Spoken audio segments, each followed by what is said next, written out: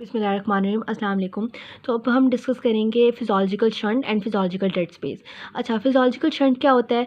ये वो कंडीशन है जहाँ पे एल्वियोलर वेंटिलेशन रेशो या फिर वेंटिलेशन परफ्यूजन रेशो जो है वो बिलो द नॉर्मल है। और बिलो द नॉर्मल कब जाती थी? जब वेंटिलेशन हमारे पास ज़ीरो हो गई है या वेंटिलेशन बहुत कम हो गई है और ब्लड फ्लो नॉर्मल हो रहा है। मैं यहाँ पे दिखाती हूँ हम लोग को। सपोज़ करें ये एल्वियोलाई है, यहाँ पे ब्लड है, ठीक है। अब ब्लड फ्लो तो बेचारा नॉर्मल है, लेकिन ऊपर से ऑक्सीजन ही नहीं आ रही। जब ऊपर से ऑक्सीजन ही नहीं आ रही, ब्लड ऑक्सीजनेट होगा ही नहीं, ठीक है। तो ये ब्लड की ऑक्सीजनेशन नहीं होगी तो हमारे पास जो ब्लड है वो डीऑक्सीजनेटेड ही रहेगा। तो इस वाले ब्लड को हम बोलते हैं शंटेड ब्लड, ठीक है। जो किस वजह से ऑक्सीजनेट नहीं हो रहा? Due to the poor ventilation. तो ये हमारे पास शंटेड ब्लड है। और ये जो शंटेड ब्लड है, ये जो सर्कुलेट करता है, तो शंटेड ब्लड पर मिनट, इसको हम बोलते हैं फिज़ियोलॉजिकल शंट। ओके, तो ये छोटी सी बात थी। और इसकी ये जो फार्मूला वाला है ये पढ़ लीजिएगा, इतने इंपॉर्टेंट नहीं है वैसे। बेसिक कंसेप्ट पता होना चाहिए व्हाट इज़ फिज़ियोलॉजिकल शंट।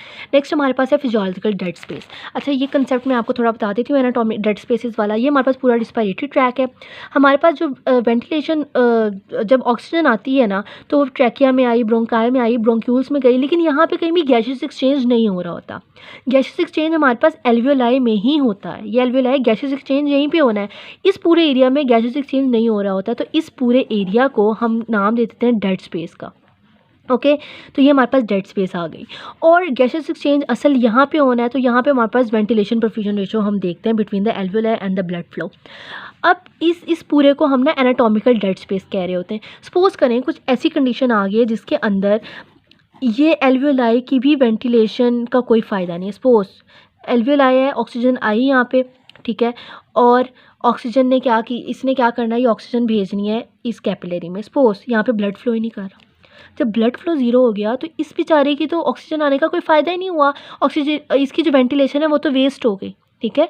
तो हमारे पास इस केस में क्या हो गया कि इस एरिया में भी, इस एल्वियोलाई में भी गैसेस एक्सचेंज नहीं हो रहा।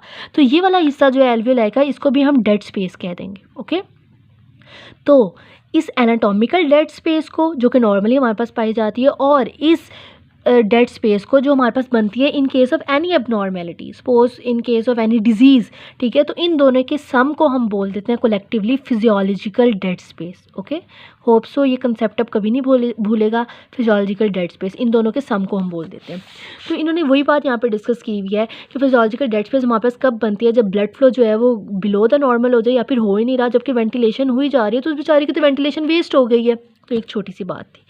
नेक्स्ट हमारे में हम एबनॉर्मेलिटीज़ देखेंगे वेंटिलेशन परफ्यूजन रेशियो को। सपोज ये हमारे पास लंग है, ठीक है। अब हमने देखना है, ये बहुत बुरा सा लंग बन गया, खैर। सपोज ये हमारे पास लंग है, हम इसको डिवाइड कर देते हैं इनटू द टू पार्ट्स। ये इसका अपर पार्ट हो गया, ये इसका लोअर पार्ट हो गया। ओके, अब आपने एक हमेशा बात याद रखनी है कि जब हम ऊपर जा रहे हैं तो ब्लड फ्लो और वेंटिलेशन इन दोनों ने कम होना है, इन दोनों ने कम होना ही होना है। लेकिन ये जो ब्लड फ्लो है ना, ये ज़्यादा ही कुछ एक्स्ट्रा अपना रोल दिखाता है कि दोनों केसेस में ऊपर जा रहे हैं तो एल्वियोलर वेंटिलेशन और ब्लड फ्लो दोनों ने कम होना है, और नीचे जा रहे हैं तो वेंटिलेशन और ब्लड फ्लो दोनों ने बढ़ना है। तो जब ऊपर जाते हैं तो ये दोनों बेचारे कम होते हैं, लेकिन ये जो ब्लड फ्लो है ना, कुछ ज़्यादा ही कम हो जाता है।